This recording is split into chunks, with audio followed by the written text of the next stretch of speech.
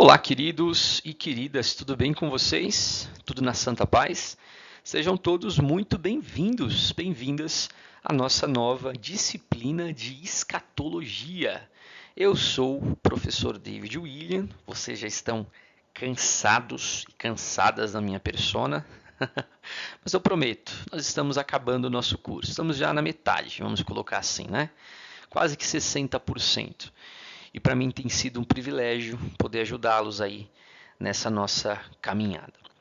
Então, escatologia é a disciplina em apreço que será trabalhada aí este mês com vocês. Uma disciplina muito curiosa, interessante, importante. E vai ser uma bênção nós falarmos sobre os assuntos que envolvem a doutrina das últimas coisas. Vamos aí citar um texto bíblico para a gente começar a nossa aula de hoje.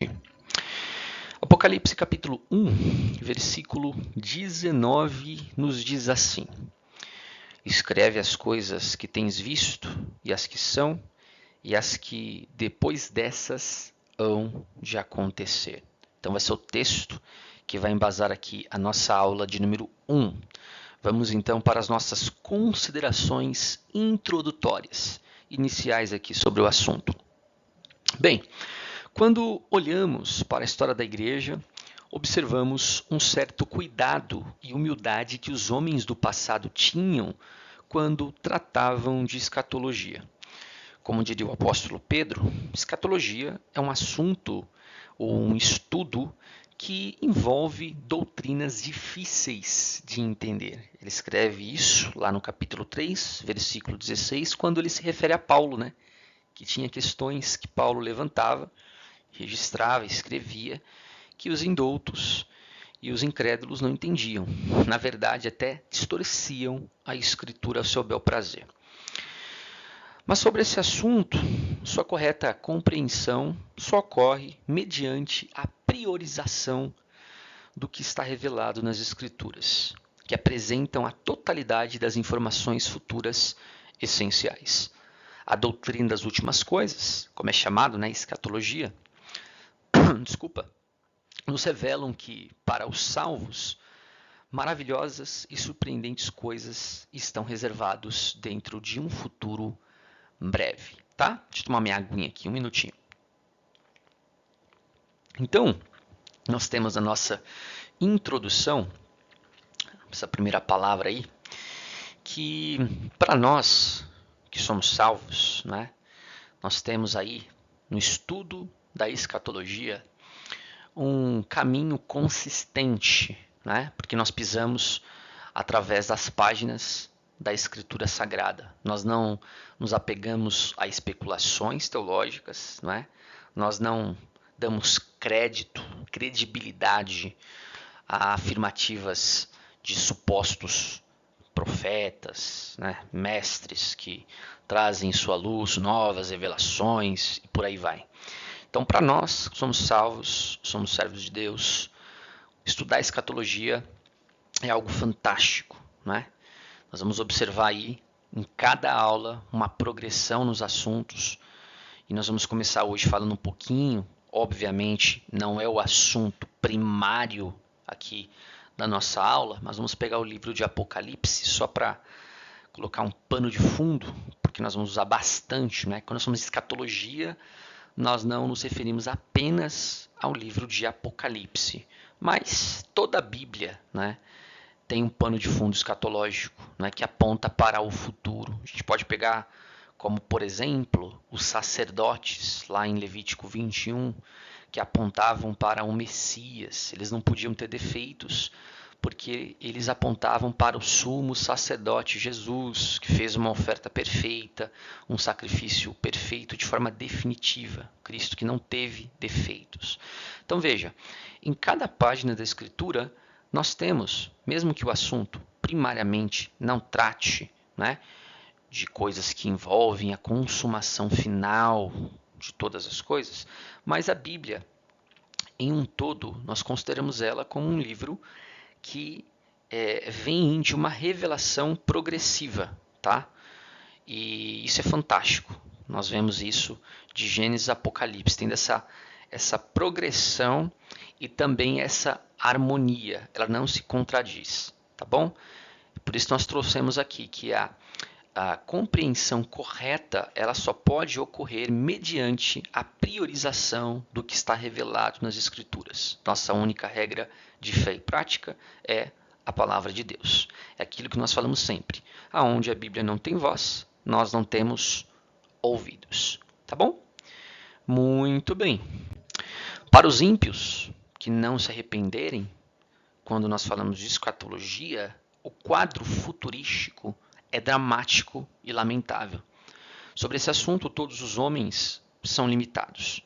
Nenhum dos seres humanos consegue prever, ou seja, ter a ideia antecipada sobre as coisas que acontecerão no futuro. É por essa razão que a escatologia bíblica defende as questões que são primárias. Coloquei aqui alguns exemplos. Quando nós falamos de questões primárias, são essas que estão em tela para vocês. O que é primário? Olha, Jesus vai voltar.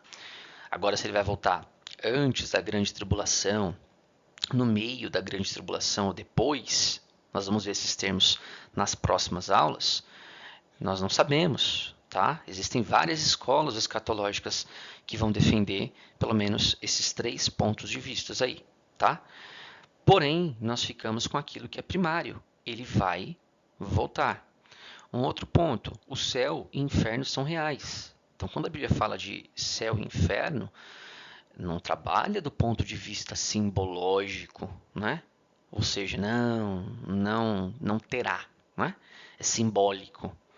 Quando a Bíblia fala sobre céu e inferno, quer dizer outra coisa. Não é literalmente um céu e um inferno. Bom, nós não cremos nisso, né? Cremos no que é primário. A Bíblia diz sim que haverá um céu, e o nosso Senhor Jesus está lá, não é? E ele do céu virá para vir buscar a sua igreja. Cremos nisso, tá bom? Agora, quando isso vai acontecer, como vai acontecer, é secundário. A gente pode discutir. Tem até uma máxima hermenêutica que eu trabalhei com vocês já, não sei se vocês vão se lembrar. Diz assim, olha, nas coisas primárias, unidade, certo? Nós temos que ter unidade sobre esses elementos em tela como exemplo. Poderia citar outros aqui, mas são os essenciais para a gente poder entender, tá? A título aí de exemplo. Nas questões secundárias, essa máxima hermenêutica diz liberdade. Ou seja, falar sobre escatologia do ponto de vista, olha, Jesus vai voltar antes da grande tribulação, no meio ou depois. Isso é secundário, pode ser discutido, né? Não coloque em risco a nossa salvação, tá bom? E essa máxima hermenêutica conclui dizendo, sobre todas as coisas, caridade, amor, tá? Então, em todos esses assuntos, nós temos que ter amor, caridade, ok? Então, nós temos aí um outro exemplo, né? Os crentes redimidos estarão para sempre com o Senhor Jesus e por aí vai, tá? Então, cada assunto que é trabalhado na escatologia, o que envolve questões primárias, nós temos que ficar e defender. Questões secundárias pode ser discutido e está tudo bem, tá bom? Como eu dizia há pouco, não damos credibilidade às afirmativas de supostos profetas modernos, adivinhadores, astrólogos, cartomantes e outros que se dizem conhecer o futuro. Nossa única regra de fé e prática é a palavra de Deus. Certo? Vamos aí para uma frase de Charles Spurgeon. Spurgeon disse assim, abro aspas, enquanto Roma queimava, Nero tocava música. Assim são alguns pregadores que, enquanto as almas se perdem, ficam falando de coisas secundárias. Olha que frase interessante, né? Hoje a gente vê muitas discussões acerca da teologia, acerca da escatologia, principalmente, uma disciplina que nós estamos trabalhando com vocês aqui, né? E discussões bem intensas. Tem pessoas que até perdem a amizade, perdem a paz, discutem nas redes sociais, né? Se perdem. E aqui essa frase de Spurgeon é bem oportuna. Enquanto Roma queimava, um fato histórico que aconteceu, né? Que os crentes também foram mortos ao fio da espada, pisoteados por cães, jogados nas arenas para serem mordidos pelos cães e devorados pelos leões. Enquanto Roma queimava, Nero tocava música. Isso foi um fato. Assim são alguns pregadores que, enquanto as almas se perdem, ficam falando coisas secundárias. Ficam apegados a questões secundárias. Mais pessoas preocupadas, né, em defender o seu eu, preencher o seu ego, do que pregar a palavra de Deus. É isso que Spurgeon está querendo dizer. Isso aqui é muito forte. Tá? Então, para a escatologia, nós temos que ter esse cuidado. Tá bom? Naquela máxima hermenêutica. As coisas primárias, unidade. As coisas secundárias, liberdade. Entre todas as coisas, caridade, amor. Ok? Muito bem. Então, vamos para as definições sobre o termo relacionado à escatologia, tá? Vamos lá. O termo escatologia deriva-se do grego eschatos, denota o que vem por último. Já a palavra logia, que todo mundo sabe, né, significa palavra, tratado, estudo. Logo entendemos que escatologia é o estudo sistemático e lógico das doutrinas concernentes às últimas coisas. Então, trata-se basicamente do período do arrebatamento, das ressurreições, da tribulação, da volta de Cristo, do milênio e do juízo final. Tá bom? O verbete escatologia está fundamentado por referências e inferências de expressões tais como plenitude dos tempos, fim dos tempos, últimos dias, última hora, e aqui está as referências para que vocês possam checar depois, tá? Por enquanto, essa aula acontece, não tem problema, é só pausar aí, tá bom? A sua aula, tomar o seu cafezinho, o seu chá, sua água, ou para quem treina o seu whey protein, precisa fazer uma caravana, né, irmãos, para a gente entrar em forma aí, para a gente ficar, né, mais saudáveis aí, prolongar os nossos dias na Terra. O Senhor Deus sabe, mas a gente não, né? Temos que se cuidar também. Muito bem. Então, voltando aqui, estudar sistematicamente a doutrina das últimas coisas é uma tarefa extremamente desafiadora. Há muitas perguntas sobre o tempo do fim, não é verdade? A gente vê isso nas nossas escolas bíblicas dominicais, nos nossos cultos de ensino, ou uma roda de irmãos e amigos. Sempre haverá dúvidas. Até o ímpio, até o incrédulo faz esse tipo de pergunta para a gente, né? Mas as escrituras não fornecem todas as respostas. Não, professor David, claro que não. Né? Deuteronômio 29, 29. As coisas ocultas pertencem a Deus, as reveladas pertencem a nós. Então tem coisas que o Senhor Deus, na sua soberania, não quis nos revelar. Ele revelou aquilo que é essencial para a nossa caminhada cristã, né, e a nossa jornada à salvação.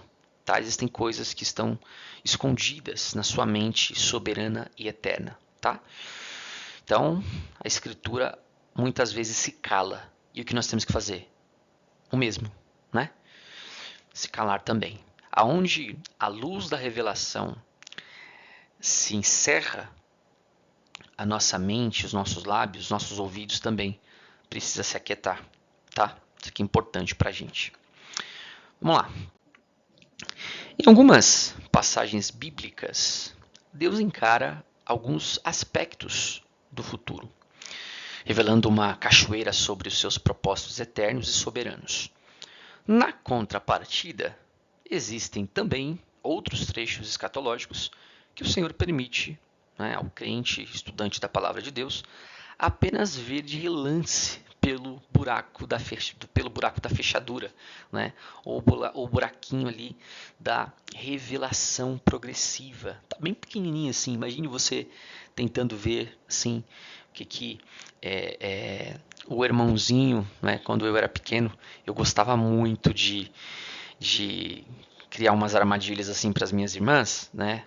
Normalmente a minha irmã, que eu tive mais contato, e eu olhava assim na fechadura da porta para ver se ela estava dormindo ou se ela estava lendo, e eu queria sempre assustar ela. Então não dá para você ver no buraquinho da fechadura um todo, você consegue ver só uma parte. Assim é quando se trata de escatologia, né? Nós olhamos aí pelo buraquinho da fechadura da revelação e nós vemos quão grande é esse universo, né? Porém, a gente não consegue contemplar em sua totalidade, né? Todas as coisas. Mas Deus permite a gente ter contato. Agora, em azulzinho aí, o meu conselho como irmão em Cristo é que você continue estudando a palavra de Deus com prudência para não avançar onde as escrituras colocam o ponto final. É aquilo que eu falava, né? Onde a revelação para, a gente tem que parar, né? Uma vez que escatologia é uma das doutrinas mais complexas, mais difíceis das escrituras, tá? Bom, estudar a doutrina das últimas coisas por especulação é ação irrelevante. Então, portanto, a máxima divina sempre será, texto que eu citei. Lembra? As coisas ocultas pertencem a Deus, porém as reveladas são para nós. Bom, para essa disciplina eu vou fazer uns recortes menores para que vocês não se percam aqui nos nossos argumentos, tá bom?